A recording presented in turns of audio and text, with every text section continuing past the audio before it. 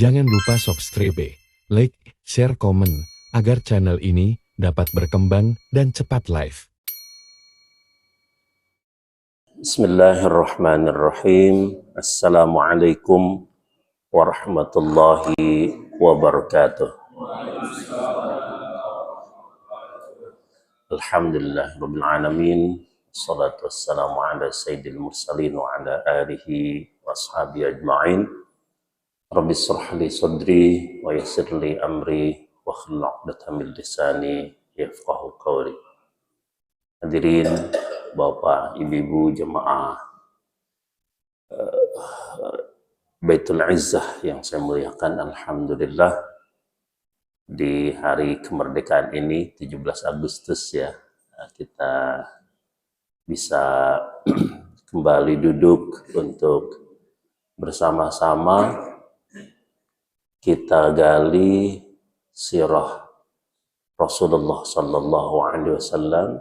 Mudah-mudahan ini menjadi tanda ya cinta kita pada baginda Rasulullah sallallahu alaihi wasallam, dan mudah-mudahan menjadi wasilah kelak Rasul memberikan syafaatnya pada kita semua, amin ya rabbal alamin ya.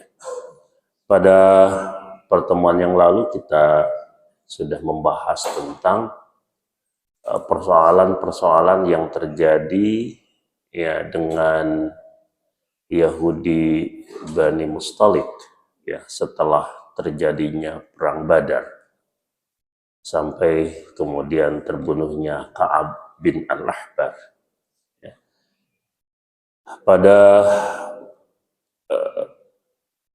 di pagi hari ini kita insya Allah akan lanjutkan pembahasan kita, dan kita akan membahas tentang bentrokan antara para sahabat dengan orang-orang Quraisy ya. Hadirin rahimakumullah, bentrokan ini menjadi peristiwa ya, yang mendahului terjadinya perang Uhud. Perang Uhud itu terjadi pada tahun keberapa Bapak Ibu? Terjadi pada tahun ketiga Hijriyah. Jadi tahun kedua Hijriyah itu terjadi perang Badar, lalu kemudian pada tahun ketiga Hijriyah terjadi perang Uhud ya. Tetapi di antara perang Badar dan perang Uhud itu banyak sekali peristiwa ya. Bani Mustalik, lalu kemudian ada yang disebut dengan Ghazwa As-Suwaik ya, yang akan kita bicarakan pada pagi hari ini. Demikian pula banyak kejadian kepada Rasulullah Sallallahu Alaihi Wasallam atau yang dilalui oleh Rasulullah Sallallahu Alaihi Wasallam dengan agama yang dibawanya itu di sela-sela antara Badar dengan Uhud itu. Nah, hadirin rahimakumullah ya, setelah kemenangan di dalam perang Badar ya, tentu umat Islam itu tidak merasa aman dari ancaman yang datang dari Quraisy. Karena Rasul dan para sahabat yakin bahwa orang-orang Quraisy itu tidak tinggal diam setelah mereka mengalami ya, kekalahan di dalam perang Badar itu. Dan itu benar bahwa ada ancaman yang datang dari Quraisy, khususnya Abu Sufyan ya, seorang tokoh Quraisy yang utama, karena di dalam perang Badar itu para petinggi Quraisy itu banyak yang gugur ya, banyak yang mati. Maka kemudian Abu Sufyan itu tampil menjadi tokoh sangat sentral di dalam kehidupan masyarakat Quraisy. Maka Abu Sufyan ya bersumpah bahwa dia akan mengembalikan wibawa Quraisy itu dengan serangan-serangan mematikan, tetapi dengan risiko yang sangat kecil di pihak Quraisy. Karena itu dia sesumbar ya. saya tidak akan mandi setelah junub sampai kemudian saya membawa pasukan untuk menyerang Muhammad di Madinah. Ya, jadi nadarnya itu aneh gitu ya. Nadarnya itu tidak mandi junub gitu ya. Ya mungkin karena ketika di kalangan masyarakat Quraisy kan tidak ada kewajiban untuk sholat 5 waktu ya. Maka kemudian dia membawa 200 pasukan berkuda ya. 200 pasukan berkuda, dia datang ke Madinah di malam hari, lalu kemudian dia menemui seorang tokoh Yahudi Bani Nadir bernama Salam bin Muqsim ya. Hadirin rahimakumullah, ini kenapa tokoh Bani Nadir? Karena sama-sama merupakan pihak yang memusuhi Rasul dan Islam. Jadi musuh Islam itu di Madinah ada orang-orang munafik, orang-orang yang kelihatan itu ada di dalam lingkaran kehidupan para sahabat. Seolah-olah mereka adalah sahabat, tetapi mereka sesungguhnya adalah musuh, dan karena itu ia menjadi musuh yang sangat berat karena tidak teridentifikasi. Lalu kemudian yang kedua adalah dari kalangan orang-orang Yahudi, faksi-faksi Yahudi banyak ya. Yang dari luar adalah Quraisy.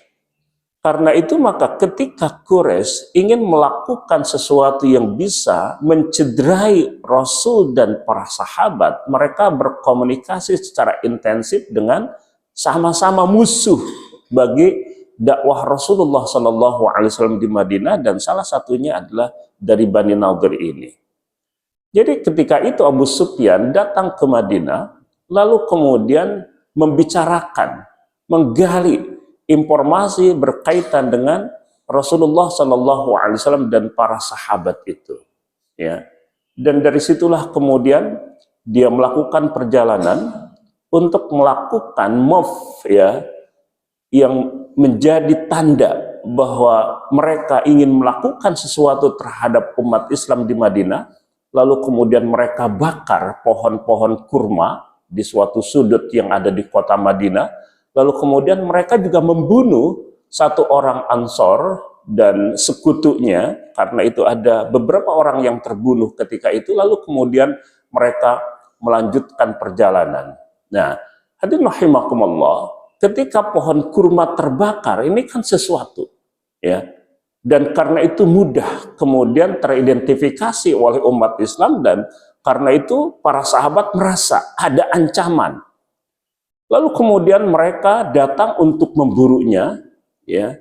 Dan Abu Sufyan merasa bahwa memang umat Islam itu sudah mendapati bahwa mereka melakukan sesuatu di Madinah itu, hingga pada akhirnya ya mereka melarikan diri, ya. Dan kemudian ketika orang-orang yang akan memburunya itu semakin dekat, terasa semakin dekat, maka mereka kemudian membuang bawaan-bawaan mereka di atas kuda-kudanya, supaya beban kuda itu menjadi ringan dan mereka bisa bergerak lebih cepat. Dan karena itu kemudian para sahabat mendapati, ya, bahwa benar apa yang mereka duga, ya. Karena itu kemudian mereka mendapati barang-barang yang ditinggalkan atau dibuang oleh Abu Sufyan dengan pasukannya itu ternyata mereka membawa bawaan-bawaan yang mereka beli dari Suwaik, ya.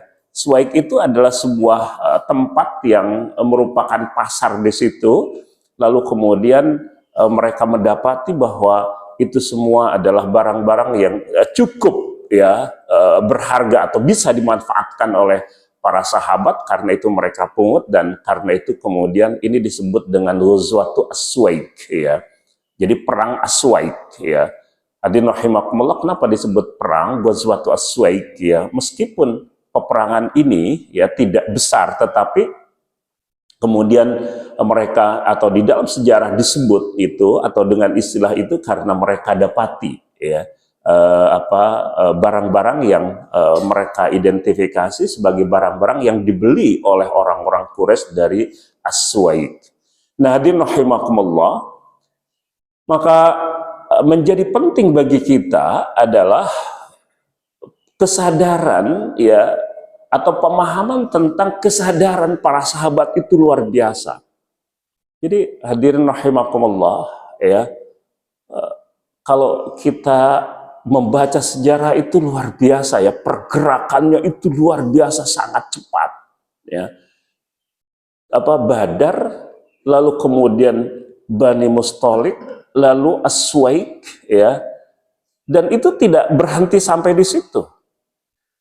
Karena setelah itu orang-orang Quraisy itu kemudian menjadi bingung. Lah, ini kita kok bentrokan dengan Madinah itu kok sedemikian sedemikian berat gitu ya. Padahal ketika mereka harus melakukan perjalanan dagang dari Mekah ke Syam itu di musim panas, mereka pasti akan melewati pinggiran kota Madinah.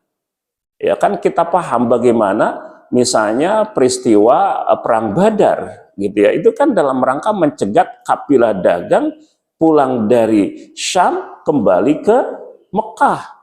Nah, ketika benturan-benturan itu terus terjadi antara Quraisy dengan Madinah atau dengan Rasul yang ada di Madinah, mereka kemudian sadar. Ya, karena itu mereka kemudian menyesali, lah benar-benar kita ini telah dihancurkan sistem kehidupan kita itu oleh Muhammad.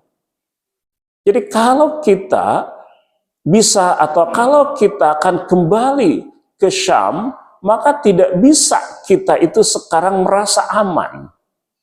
Karena wilayah Madinah berikut jalur perdagangan dari Mekah ke Syam, Syam ke Mekah itu sudah dikuasai oleh Muhammad. Dan tidak ada lagi cara itu bagi mereka untuk mencari tempat dagang selain Syam. Kalau mereka tinggal di Mekah dan tidak berdagang, maka mereka hanya akan makan tabungan. Berapa lama mereka bisa tahan dengan makan tabungan? Maka itu kemudian ada usulan dari Al-Aswad bin Al-Muttalib.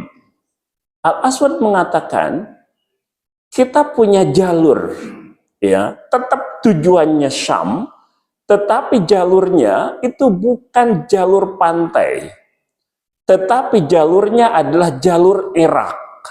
Ya, itu adalah jalur yang tidak pernah mereka tempuh sebelumnya. Lalu kemudian mereka bertanya, Abu Sufyan bertanya, terus siapa yang mengerti seluk-beluk perjalanan dari Mekah menuju ke Syam lewat jalur Irak? Maka Al-Aswad bin Al-Muttalib mengatakan ada. Dia punya koneksi ya dengan Furat bin Hibban. Jadi Furat bin Hibban itu adalah seorang yang dikenal di kalangan sebagian dari tokoh-tokoh Quraisy bahwa dia mengerti tentang jalan alternatif itu. Nah, karena itu maka hadirin rahimakumullah, dalam waktu yang tidak panjang setelah terjadinya Ghazwatu As-Suwaik itu, orang-orang Quraisy harus melakukan perjalanan dagang itu ke Syam. Jadi dagang itu tetap harus jalan. Karena kalau tidak dagang, mereka tidak bisa makan. Ya, kan kita tahu tentang rihlatus syita was-shaib, perjalanan dagang di musim dingin, di musim panas. Di musim dingin itu mereka melakukan perjalanan dagang ke Yaman, di musim panas melakukan perjalanan dagang ke Syam. Ya. Di musim panas ke Syam karena wilayah Syam itu jauh lebih adem dibanding Mekah. Di musim dingin mereka ke Yaman karena Yaman jauh lebih hangat daripada Mekah, gitu. Karena itu maka ketika itu mereka harus melakukan, setelah Ghazwatus Suwaik itu harus melakukan perjalanan dagang. Dan inilah tantangan baru yang dihadapi oleh orang-orang Quraisy. Nah, hadirin rahimakumullah, ya, karena itu kemudian pada musim dagang atau pada musim dingin, ya, pada musim panas maksudnya, pada musim panas tahun itu, mereka kemudian kembali melakukan perjalanan dagang itu ke Syam, lalu kemudian ya seperti yang diusulkan oleh Al-Aswad bin Al-Muttalib melakukan atau menempuh jalur baru yaitu jalur Irak, ya.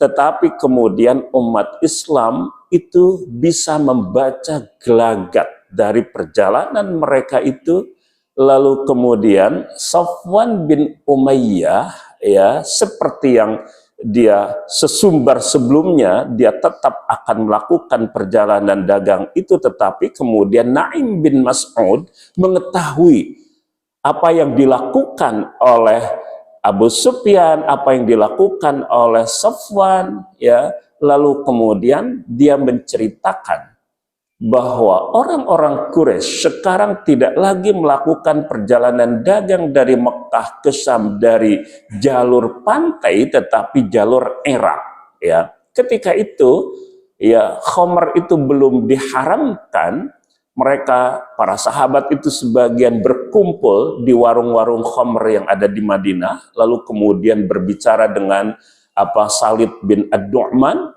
Lalu mereka sampaikan itu kepada Rasulullah Sallallahu Alaihi Wasallam. Nah, jadi hadirin rahimakumullah, ya pada waktu itu para sahabat dengan mudah itu bisa membaca gelagat ya perjalanan kaum Quraisy itu, dan kemudian Rasul Sallallahu Alaihi Wasallam mendapatkan informasi yang sangat akurat.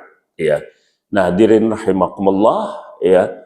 Karena itu kemudian Rasul Shallallahu Alaihi Wasallam mengutus Zaid bin Harithah, ya, Zaid bin Harithah, dia memimpin 100 pasukan berkuda untuk menghadang ya kafilah dagang Quraisy itu, dan terjadi benturan di situ hingga kemudian orang-orang Quraisy tidak bisa melanjutkan perjalanan dagangnya. Mereka kembali ke Mekah, tetapi kemudian mereka mampu untuk menawan seorang petunjuk jalan yang bernama siapa tadi?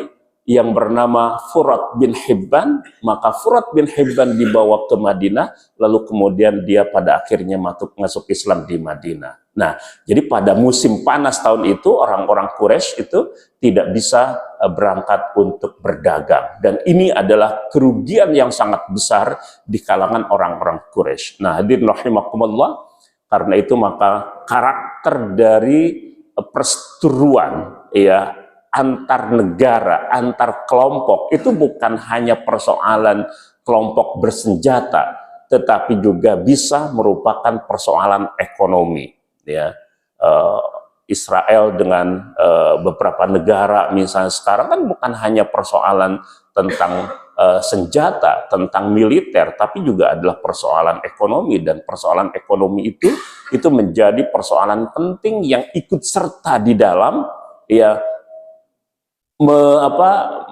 memadamkan atau bahkan menyulut gitu ya peperangan itu terjadi. Nah, hadirin rahimakumullah, ada beberapa hal yang penting untuk kita perhatikan di dalam kasus ini. Yang pertama adalah betapa Rasulullah Shallallahu Alaihi Wasallam dengan caranya itu selalu mendapatkan informasi yang akurat berkaitan dengan gelagat musuh-musuhnya. Ya. Dan ini adalah sistem intelijen yang sangat bagus di dalam kehidupan para sahabat dan Rasulullah Shallallahu Alaihi Wasallam. Ya.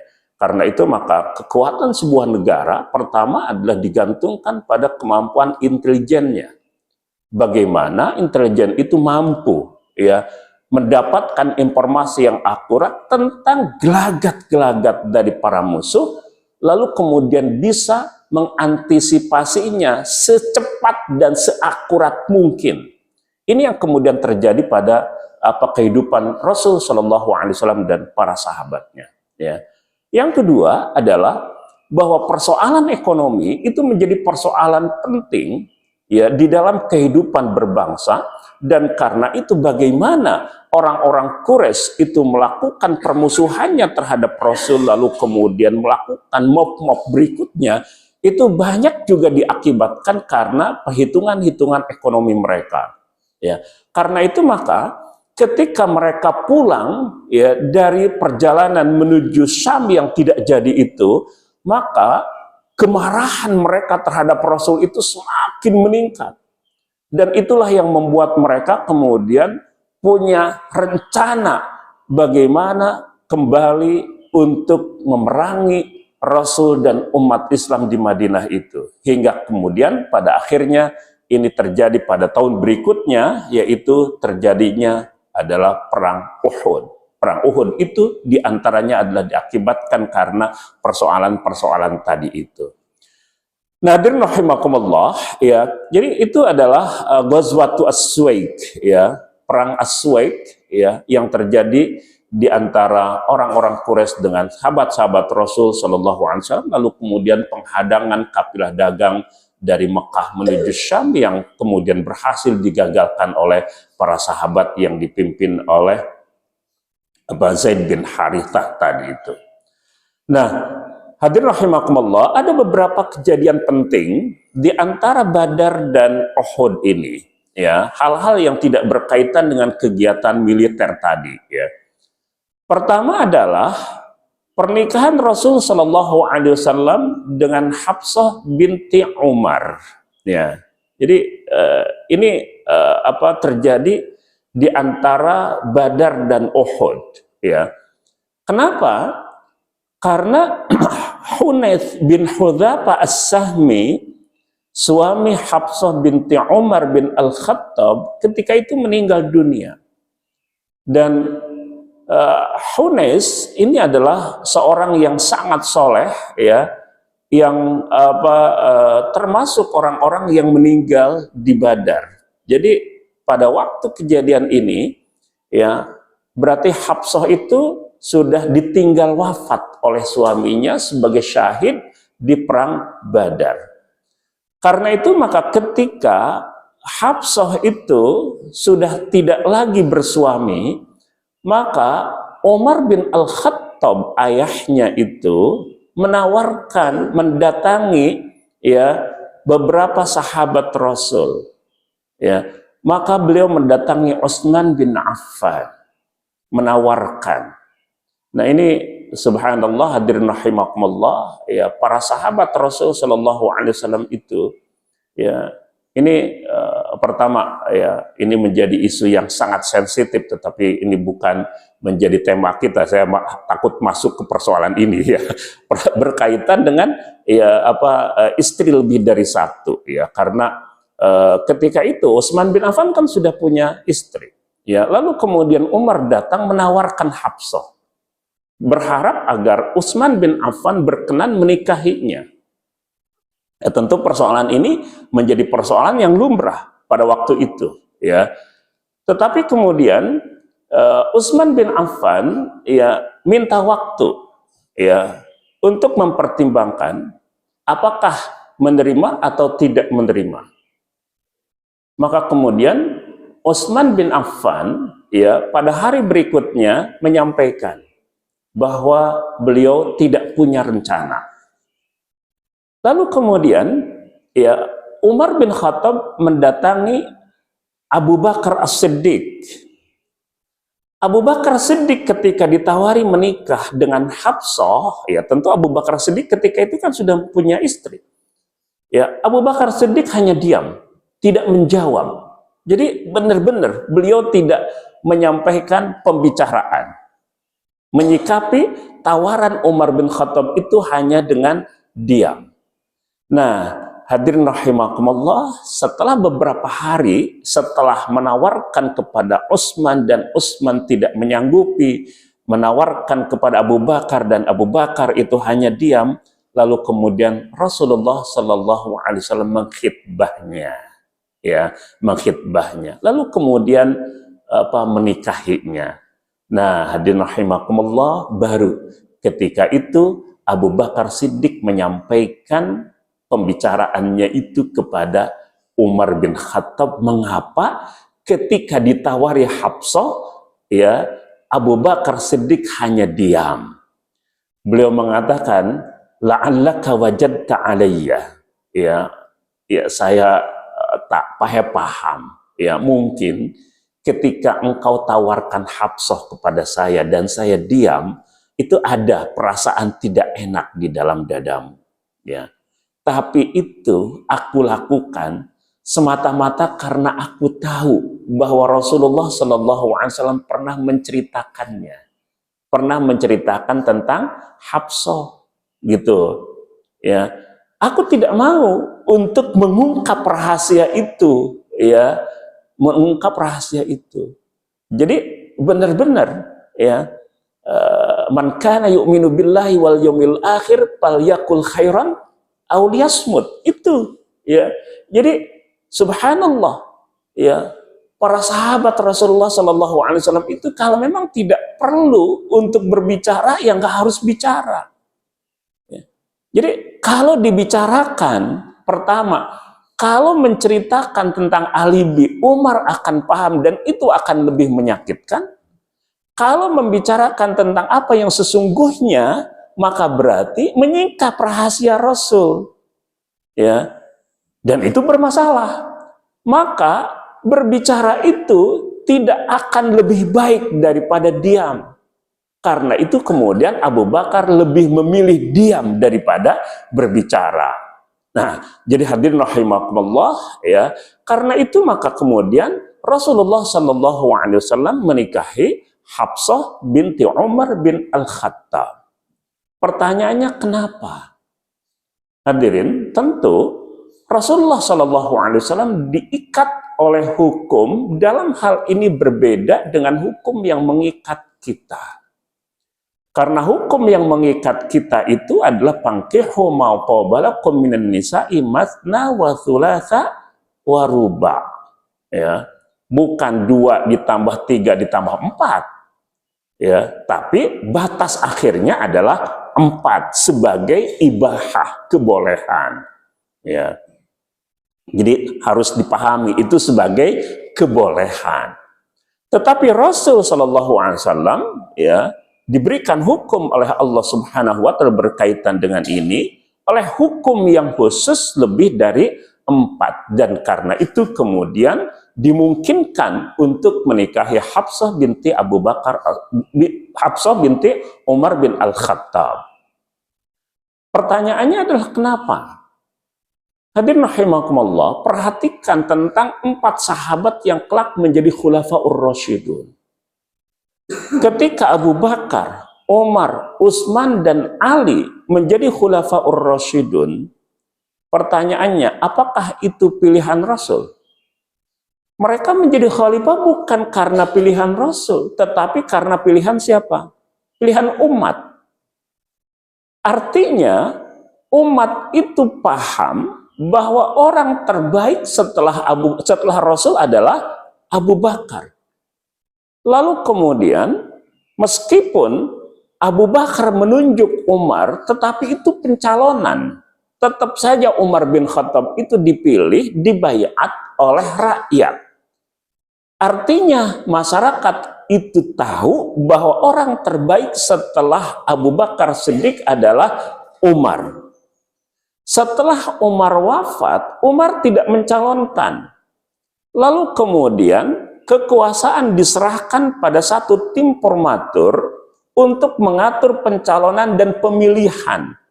Maka tim formatur itu yang bekerja untuk mencari siapa para calon yang layak untuk menggantikan kekhalifahan Umar bin Al-Khattab. Maka kemudian terpilihlah Utsman bin Affan.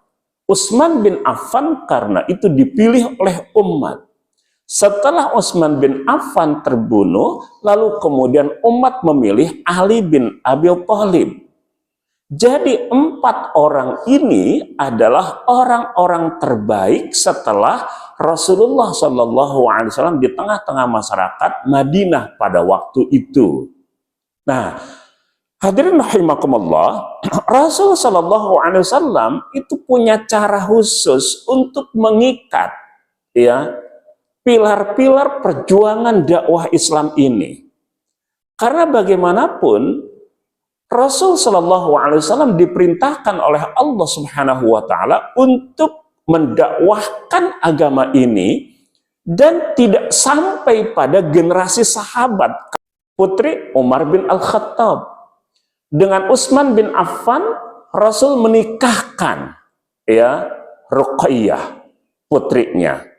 Dengan Ali bin Abi Thalib, Rasulullah SAW menikahkan putrinya bernama Fatimah. Jadi ya antara Rasul dengan Abu Bakar, Rasul dengan Umar, dengan Utsman, dengan Ali bin Abi Thalib, Rasul SAW bukan hanya hubungan sahabat, tetapi Rasul punya hubungan sebagai mertua atau sebagai mantu, gitu. Jadi dengan Abu Bakar dan Umar sebagai mertua, dengan Utsman dan dengan Ali bin Abi Thalib sebagai mantu. Inilah yang membuat kemudian perjuangan dakwah ini menjadi kokoh, ya. Itulah yang kemudian menjadi rahasia hikmah mengapa Allah Subhanahu wa taala memberikan hukum-hukum yang khusus dalam hal ini bagi Rasulullah Shallallahu Alaihi Wasallam. Jadi persoalannya bukan persoalan tentang bagaimana nafsu Rasul Shallallahu Alaihi Wasallam punya hasrat, bukan itu. Ya, meskipun ia merupakan bagian, tetapi bukan dengan cara itu, ya, atau bukan karena itu. Karena Rasul Shallallahu Alaihi Wasallam orientasinya adalah orientasi dakwah. Sebagian dari istri Rasulullah Shallallahu Alaihi Wasallam dinikahi karena misalnya dia adalah seorang anak tokoh suatu kabilah. Ketika anak tokoh kabilah itu dinikahi Rasul, maka yang tadinya memusuhi dakwah Islam ini lalu kemudian mereka berbalik menjadi pendukung dakwah ini. Nah, jadi hadirin rahimakumullah, itu adalah bagian dari rahasia mengapa Rasul Shallallahu Alaihi Wasallam menikahi Hafsah binti Umar bin Al-Khattab. Jadi menikah dengan Hafsah terjadi pada waktu di antara Ghazwatu As-Suwaik dengan perang Uhud yang akan terjadi pada tahun ketiga Hijriah.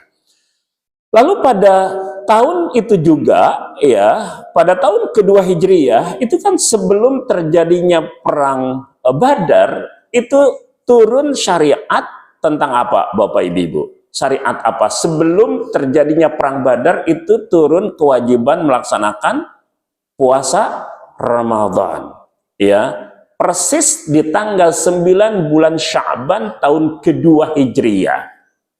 Ya ayyuhalladzina amanu kutiba alaikumussyam kama kutiba alal ladzina min qablikum la'allakum tattaqun, dan seterusnya. Syahrul Ramadan alladzi unzila fihi al-Qur'an hudal linnas wa bayyinatin minal huda wal furqan faman syahida minkumus syahra falyasumhu. Nah, ini adalah syariat yang diturunkan pada tahun kedua Hijriah sebelum perang Badar. Nah, lalu kemudian diturunkan pula pada tahun itu kewajiban untuk mengeluarkan zakat fitrah. Mengeluarkan zakat fitrah. Ya, zakat fitrah menjadi satu paket dengan puasa Ramadan. Ya, lalu kemudian beberapa kewajiban zakat juga diturunkan pada tahun itu. Nah, yang kemudian termasuk dalam peristiwa yang terjadi pada tahun kedua Hijriah menjelang terjadinya perang Uhud setelah perang Badar adalah peralihan kiblat, hadirin rahimakumullah. Ya, peralihan kiblat. Jadi kiblat itu ya, ketika Rasul Shallallahu Alaihi Wasallam ya itu di Mekah, Rasul kalau sholat menghadap kemana? Ya, menghadap Ka'bah, tapi juga sekaligus menghadap Baitul Maqdis. Ya, jadi arahnya adalah arah ke Rukun Sami. Jadi menghadap dua sekaligus. Tapi ketika Rasul Shallallahu Alaihi Wasallam itu sudah hijrah dari Mekah ke Madinah, maka antara Ka'bah dengan Baitul Maqdis ini di arah yang berlawanan. Karena itu tidak bisa, ya, sholat itu mengarah kedua arah yang bersamaan. Karena kalau menghadap ke Baitul Maqdis, maka Ka'bah di belakangnya. Kalau menghadap ke Ka'bah, maka Baitul Maqdis di belakangnya. Maka Rasulullah Shallallahu Alaihi Wasallam ya sholat menghadap Baitul Maqdis itu selama 17 atau 16 bulan. Jadi rawinya itu kemudian menyebutnya 16 atau 17 bulan. Karena itu ya ketika di Mekah 16 atau 17 bulan kan berarti sudah lewat dari 1 tahun, ya kan? 17 bulan maka berarti ya 1 tahun lebih ya berapa bulan? 1 tahun lebih 5 bulan, ya. Nah, itu artinya adalah tahun kedua Hijriyah, ya. Dan itu persis dalam masa-masa antara Badar dan antara Badar dan Uhud itu, ya. Karena Badar juga terjadi tahun kedua Hijriyah, ya, dan Uhud baru terjadi pada tahun ketiga Hijriyah. Tahun ketiga Hijriyah berarti kan setelah 24 bulan, ya kan? Ya. Nah, jadi hadirin rahimakumullah, pada waktu itu kemudian Allah Subhanahu wa taala memerintahkan agar Rasul sallallahu alaihi wasallam ya itu berpindah kiblat dari Baitul Maqdis ke Mekah, ke Ka'bah. Nah, pada waktu itu tentu bukan hanya ia berkaitan dengan persoalan agama, tetapi ia berkaitan juga dengan hubungan dengan orang-orang Yahudi yang ada di Madinah itu. Karena ketika Rasul Shallallahu Alaihi Wasallam menghadap ke Baitul Maqdis, seolah-olah orang-orang Yahudi itu mendapatkan legalitasnya. Oh, itu kan Muhammad saja kiblatnya ke kiblat kita, Baitul Maqdis. Tapi ketika Rasul itu berpindah kiblat dari Baitul Maqdis ke Ka'bah, nah mereka kemudian mempertanyakan, ini sebenarnya kiblat Muhammad itu yang mana sih yang benar? Gitu. Pelin-pelanin orang. Ya. Kalau Ka'bah benar sebagai kiblat umat Islam, maka berarti ketika mereka sholat dengan menghadap ke Baitul Maqdis itu sia-sia, tidak diterima oleh Allah. Kalau yang benar adalah Baitul Maqdis, maka berarti sholat mereka sekarang yang menghadap ke Ka'bah itu sia-sia, tidak akan diterima oleh Allah. Ya. Nah, hadirin rahimakumullah, tentu itu adalah argumen yang asal-asalan, karena Rasul Shallallahu Alaihi Wasallam ya tidak membuat suatu hukum yang disampaikan oleh Rasul itu benar-benar merupakan wahyu Allah Subhanahu wa taala. Karena itu di dalam usul fikih al-hakim huwallah, ya, itu menjadi pembahasan paling dasar di dalam ilmu usul fikih, bahwa penetap hukum itu Allah. Meskipun Rasul itu sebagai utusannya, tetapi Rasul tidak mengada-ngada hukum itu. Benar bahwa Rasul Shallallahu Alaihi Wasallam terkadang menyampaikan hukum sesuatu yang tidak secara eksplisit ada di dalam Al-Quran, tetapi prinsipnya wa ma yantiqu anil hawa in huwa illa wahyun yuha. Ya, Muhammad itu Shallallahu Alaihi Wasallam tidak berbicara berkaitan atau sesuai dengan hawa nafsunya. Yang disampaikan oleh Rasulullah itu adalah selalu merupakan wahyu yang diwahyukan oleh Allah kepadanya. Wahyu itu bukan hanya wahyu verbal, seperti lafal-lafal yang tertuang di dalam Al-Quran, tapi wahyu itu juga bisa berbentuk hadis qudsi, bisa berbentuk kemudian Allah Subhanahu wa taala memberikan pendelegasian kepada Rasul untuk beristihad, lalu kemudian Allah tetap mengawasinya. Jika ia benar sebagai istihad Rasul, maka ia menjadi hukum, karena umat ini diperintahkan untuk mengikuti Rasulullah Shallallahu Alaihi Wasallam. Jika ia menjadi atau terjadi kesalahan, maka Allah kemudian akan menurunkan tegurannya, dan itulah yang disebut dengan ma'sum. bahwa Rasul Shallallahu Alaihi Wasallam terjaga dari kesalahan di dalam bab agama. Nah, karena itu maka hadirin rahimakumullah, ya, perpindahan kiblat dari Baitul Maqdis ke Ka'bah itu bukan atas inisiatif Rasulullah. Rasul itu sudah punya keinginan dari jauh lebih awal daripada keputusan Allah itu. Tetapi Rasulullah SAW tidak melakukan apa yang menjadi keinginannya itu, ya, sampai di dalam surat Al-Baqarah itu diceritakan bagaimana Rasulullah SAW saking nunggu-nunggunya keputusan Allah untuk peralihan kiblat ini, Rasul sering menengadahkan pandangannya ke langit, siapa tahu ada malaikat Jibril yang mau datang, tetapi kemudian Allah turunkan perintahnya itu pada waktu ini. Nah, hadirin rahimakumullah, tentu karena itu kemudian mendapatkan penolakan bukan dari orang-orang umat Islam sendiri, tetapi dari orang-orang Yahudi. Maka Al-Quran mengatakan, sayaqulu sufaha'u ma wallahum an qiblatihim allati kanu 'alaiha qul lillahil masyriq wal maghribu yahdi may yasha ila siratim mustaqim. Orang-orang bodoh dikatakan sufaha, ya. Artinya sufaha itu safih. Safih itu bahasa kita mirip dengan kata idiot, ya.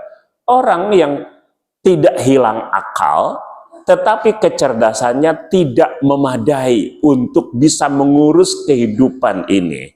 Ya, maka kalau ada seorang anak yang safih, ya, maka dia diserahkan kekuasaan hidupnya itu kepada walinya. Kalau dia punya harta, maka berarti yang menguasai hartanya adalah walinya itu. Itu safih. Karena sekali lagi safih itu artinya kecerdasannya tidak memadai. Orang-orang safih di antara manusia itu berkata, mengapa ya kiblat mereka itu kemudian beralih? Apa yang membuatnya beralih? Katakanlah, milik Allah lah timur dan barat. Dia akan menunjukkan, memberikan petunjuk kepada siapa yang dikendakinya ke jalan yang lurus. Nah, jadi hadirin rahimakumullah, timur dan barat milik Allah. Terserah Allah. Nyuruh sholat kita menghadap ke timur atau ke barat, terserah Allah. Itu maksudnya. Gitu ya. Hadirin rahimakumullah, itu artinya adalah otoritas hukum ada di tangan Allah Subhanahu wa ta'ala. Ya. Nah, hadirin rahimakumullah, ya. Jadi dari situlah maka kemudian sampai sekarang alhamdulillah kita menghadapkan wajah kita ketika akan sholat itu menghadap ke Ka'bah. Ya, tentu bukan persoalan Ka'bah dan Baitul Maqdisnya, tetapi ketundukannya kepada Allah Subhanahu wa ta'ala. Karena itu laisal birra an tuwallu wujuhakum qibalal masyriqi wal maghrib walakinnal birra man amana billahi wal yawmil akhir, dan seterusnya. Ya, bukan merupakan kebaikan bahwa kamu menghadapkan wajahmu itu ke arah timur dan barat. Tetapi yang disebut dengan kebaikan itu adalah orang yang beriman kepada Allah, hari akhir, dan seterusnya. Nah, jadi hadirin rahimakumullah, karena itu persoalan tentang kiblat adalah persoalan tentang iman dan ketundukan. Ya, bukan semata-mata arahnya. Oleh karena itu, maka ketika kita menghadapkan wajah kita di dalam sholat kita ke arah Ka'bah yang ada di Mekah, itu semata-mata karena ketundukan kita pada hukum-hukum Allah, gitu ya. Nah, rahimakumullah, itu yang bisa saya sampaikan berkaitan dengan peristiwa yang terjadi di antara Badar dan Uhud, ya. Pertama, itu terjadi bentrokan antara para sahabat dengan orang-orang Quraisy yang disebut dengan Ghazwatu As-Suwaik, ya. Lalu kemudian ada penghadangan kafilah dagang dari Mekah menuju Syam yang membuat kemudian mereka terpaksa urung untuk melakukan perjalanan dagang itu, tetapi kemudian menguatkan rencana mereka untuk menyerang, dan itu yang akan mendahului atau yang menjadi pendahuluan dari perang Uhud yang akan terjadi pada tahun ketiga Hijriah. Lalu kemudian ya ada peristiwa-peristiwa lain yang berkaitan dengan Rasul, yaitu pernikahannya dengan Hafsah binti Umar bin Al-Khattab, lalu kemudian ada peralihan arah kiblat, ya, dan beberapa hukum yang Allah turunkan pada tahun kedua Hijriah ini. Baik, itu saja yang bisa saya sampaikan. Saya kembalikan ke moderator malam. Alhamdulillah, terima kasih Ustaz. Masih ada sedikit waktu, mungkin ya ada yang mau bertanya.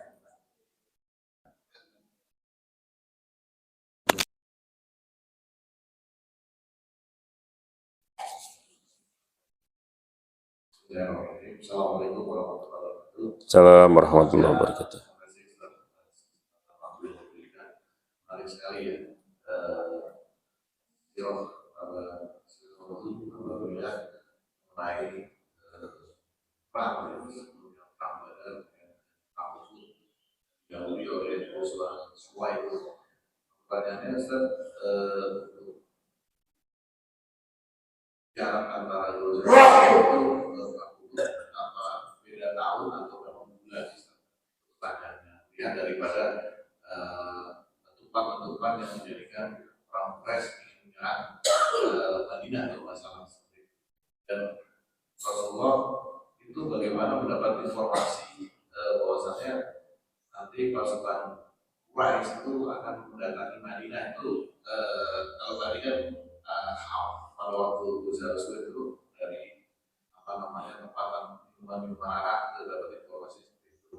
Sedangkan untuk penyerangan daripada Uhud itu di perang Uhud Rasulullah juga sudah mengetahui, bahkan kalau nggak salah jalannya ada dua para sahabat atau menunggu ataupun menyegar gitu kalau nggak salah seperti itu. Itu jaraknya berapa lama? Kedua, di Madinah itu Rasulullah itu pertama datang ke Madinah itu membuat masjid Kuba ya kalau nggak salah. Nah itu pada waktu itu masjid pertama itu kan masjid Kuba. Sedangkan pada waktu turunnya ayat itu Rasulullah sedang di masjid Qiblatain kalau nggak salah. Jadi bagaimana posisinya sebelum masjid Madinah dibangun begini? Saya nggak tahu penjelasannya. Masjid Qiblatain itu pada waktu itu Rasulullah sedang sholat, mungkin begitu kembalikan. Nah, apakah setelah masjid Kuba itu masjid Qiblatain dibangun atau bagaimana? Maksudnya penjelasannya supaya kita mengetahui bahwasanya bisa ada, kalau saya ada masjid di sebelah situ, masjidnya tidak terlalu besar. Itu aja mungkin pertanyaannya mau bisa. Terima kasih. Baik, terima kasih ya. Pertama ya bahwa jarak antara Ghazwat Aswaik dengan Uhud itu ya, perang Uhud terjadi pada bulan Syawal tahun ketiga Hijriyah ya. Ghazwat Aswaik itu terjadi pada bulan Dzulhijjah tahun 2 Hijriyah setelah perang Badar. Jadi bisa dihitung tuh dari Dzulhijjah lalu kemudian perang Uhud terjadi pada bulan Syawal tahun ketiga Hijriyah.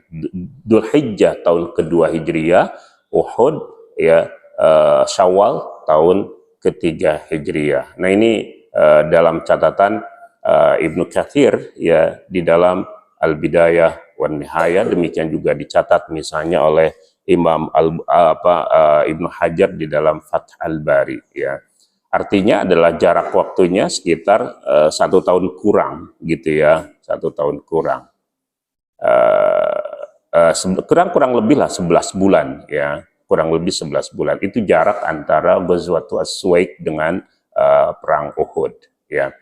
Nadin rahimahullah berkaitan dengan Masjid Qiblatain ya. Masjid Qiblatain itu adalah masjid yang kita atau sejarah menyebutnya sebagai Qiblatain itu karena di masjid itulah Rasul Shallallahu Alaihi Wasallam melaksanakan sholat dengan menghadap kedua arah kiblat, ya, yaitu arah Baitul Maqdis dan arah Ka'bah di dalam satu sholatnya. Karena itu kalau ada satu perintah kepada Rasul itu tidak menunda-nunda. Rasul itu langsung melaksanakan apa yang menjadi titah Allah seketika, ya. demikian juga para sahabat. Ya. Nah, daerahnya di Bani Salamah itu sekitar 4 kilometer dari Masjid Nabawi. Jadi 4 kilometer dari Masjid Nabawi ya tidak terlalu jauh lah gitu ya. Nah, sejarahnya pada awal hijrah, Rasulullah SAW dan para sahabatnya sholat dengan menghadap Baitul Maqdis ya sebagai arah pertama. Setelah 16 atau 17 bulan Rasul di Madinah, Allah menurunkan perintahnya seperti tadi diceritakan ya. Dan perintah itu terjadi ketika Rasul SAW sedang sholat duhur ya. Riwayat lain mengatakan sedang sholat asar di Masjid Bani Salamah itu ya. Itulah. Jadi sebelumnya disebut sebagai masjid apa? Sebagai masjid Qiblaitain atau sebagai masjid apa? Ya, kan Qiblaitain belum terjadi.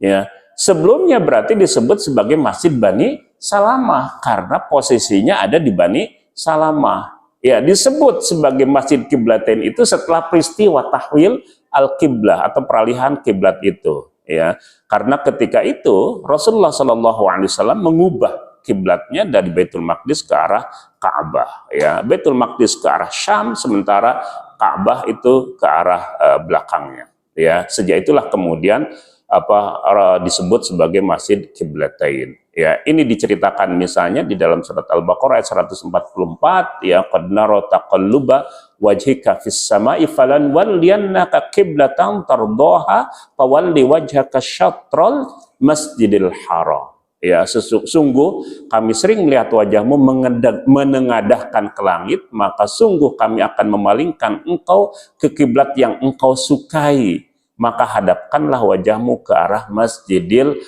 Haram. Jadi ini adalah ayat yang Allah turunkan ketika Rasul sedang melaksanakan sholat duhur atau sholat asar di hari itu. Nah, hadirin rahimakumullah, lalu kemudian bagaimana hubungannya dengan Masjid Quba? Ya, Masjid Quba itu adalah masjid yang dibangun sebelum Rasulullah singgah di Madinah. Ya, jadi sebelum singgah di Madinah itu Rasul singgah di Quba, nama satu tempat, satu kota. Ya, nama satu kota. Nah, berapa jarak antara Quba dengan Madinah? Diperkirakan sekitar perjalanan 1 hari untuk waktu itu gitu ya. Karena itu kemarin saya membahas tentang cerita Masjid Diror gitu. Masjid Diror itu masjid yang dibangun oleh orang-orang munafik di dekat di Quba itu. Jadi di situ kemudian mereka membangun masjid tandingan, karena itu kemudian disebut sebagai Masjid Diror gitu ya. Nah, jadi sejarahnya adalah bahwa ketika Rasul Shallallahu Alaihi Wasallam itu pulang dari Tabuk menuju ke Madinah, masih berada di Awan, satu tempat yang ada di dekat dengan Quba, disebut itu 1 kilo ya menuju ke Quba, tetapi perjalanan 1 hari menuju Madinah gitu ya. Itu artinya bahwa diukur pada waktu itu Quba itu adalah perjalanan 1 hari menuju Madinah ya. Berarti dari Madinah itu lebih jauh dibandingkan dengan jarak dari Masjid Nabawi ke Masjid Qiblaitain, karena ke Masjid Qiblaitain itu hanya berjarak sekitar 4 km saja. Begitu ya, wallahu a'lam.